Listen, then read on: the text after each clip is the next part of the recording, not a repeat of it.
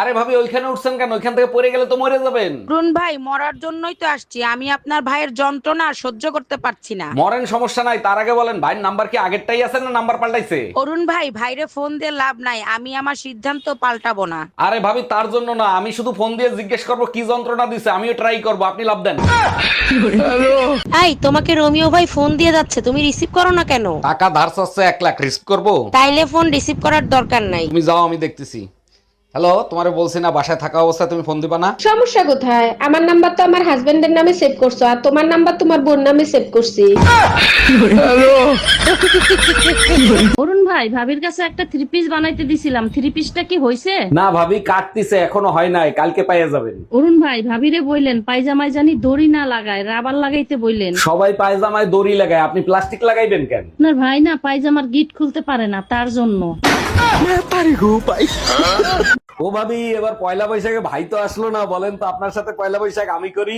করেন, সমস্যা নাই, কিন্তু আপনার ভাই পয়লা বৈশাখে যা যা করে আপনারও কিন্তু তাই করতে হবে। বলেন কি ভাবি, আমি তো অপেক্ষায় ছিলাম ভাই যা করে সেটা করার জন্য। আপনার ভাই সারাদিন ঘুরায়, তারপরে ডিনার করায়, তারপরে একটা আইফোন কিনে দেয়। ঘরে যতটুকু সময় থাকবে এই বেটা টিভি মোবাইল পেপার নিয়ে থাকবে, আর কোনো কাজ নাই তোমার? আর একটা কাজ আছে, তুমি চাইলে আমি করতে পারি, বউ শাসন করা, করব নাকি? তোমার কথা শুনে হাসবো না কাঁদবো বুঝতে পারতেছি না। আজ পর্যন্ত শুনছো পুরুষ নারী নির্যাতন করে শান্তিতে থাকতে পারছে? তুমি না অল্পতেই রাগ হয়ে যাও, আজকের পেপার দেখছো, চাঞ্চল্য এক ঘটনা ঘটছে। পেপারে তো প্রতিদিনে চাঞ্চল্যকর ঘটনা ছাপায়, আজকে কি হয়েছে? বউ স্বামীরে পিটাই আমায় ফেলাইছে? আরে না, এবার উল্টো ঘটনা ঘটছে, এক স্বামী বটি দিয়া বউ আর 3 সন্তান রে কাইটটা আম খাওয়াইছে। হ্যাঁ ম্যাডাম, এবার আপনি বলেন কত টাকা লোন নেবেন আপনি? স্যার, বেশি টাকা লাগবে না, আপাতত 20 লাখ টাকা দিলেই হবে। লোন তো আমি দিয়ে দেবো, কিন্তু ব্যাংকের কাছে কিছু রাখতে হবে, কি রাখবেন আপনি? কিছু থাকলে কি আর লোন নিতে আসি, আপাতত বিশ্বাস জমা রাখেন।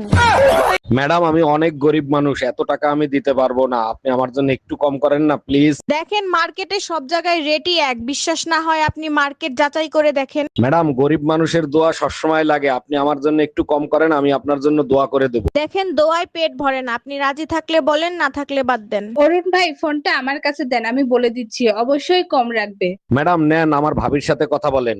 দেখেন আপু, এ আসলেই অনেক গরিব, জানেন তো, গরিবকে সাহায্য করলে উপরওয়ালাও খুশি হয়, আপনি একটু কম রাখেন। আচ্ছা ঠিক আছে, আমি 500 টাকা কম নিব, উনারে পাঠায় দেন।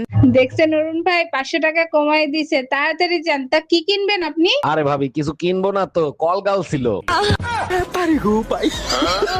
এই ঘরে এসি লাগাইছো, টাকা পাইছো কোথায়? আমার কাছে 1000 টাকা ছিল, সেই টাকা দিয়ে কিস্তিতে এসি লাগাইছি। বাকি টাকা কি তোর বাপের বাড়ি দিয়ে এনে দিবি? আমি 1 টাকাও দিতে পারবো না। 3 মাস কিস্তি না দিলে এসি খুলে নিয়ে যাবে, গরমের 3 মাস চলে গেলে এসি দিয়ে কি করব?